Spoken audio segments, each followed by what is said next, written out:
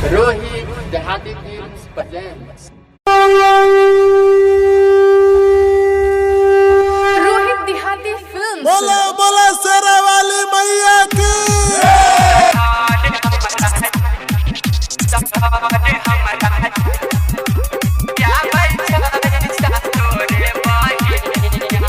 Presented by SLP Recording Studio।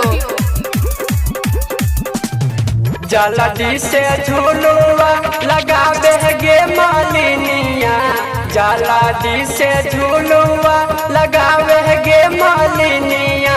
तघाड़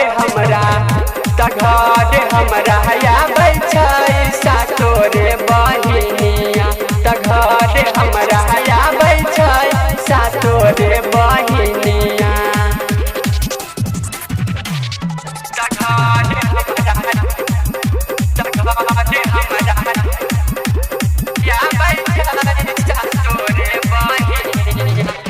बोला बोला थावे वाली मैया की बढ़िया से सजावे मालिन निमिया के डरिया, देवलोक से आबै छै मैया हमर दुलारिया।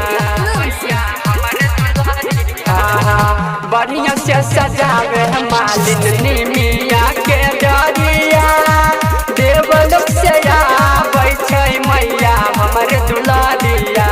पूजबै हमें रोज दिना माई के चरनिया, पूजबै हमें रोज दिना माई के चरनिया।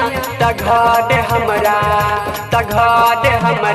आबै छै सा तोरे बहिनिया, तघाड़ हमरा आबै छै सा तोरे बहिनिया।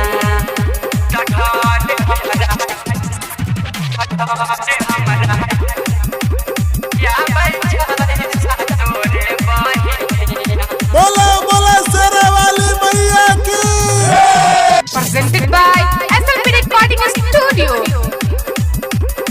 रोहित देहाती फिल्म्स। गैया के गोबरा से निपलिए अंगना दुआरवा, 9 दिन रहतै माई बेटावा के घरवा। गैया के गोबरा से निपलिए अंगना दुआरवा, 9 दिन रहतै माई बेटावा के घरवा। रोहित रंग रसिया गाबै छै भजनिया, रोहित रंग रसिया गाबै छै भजनिया। तघाड़ हमरा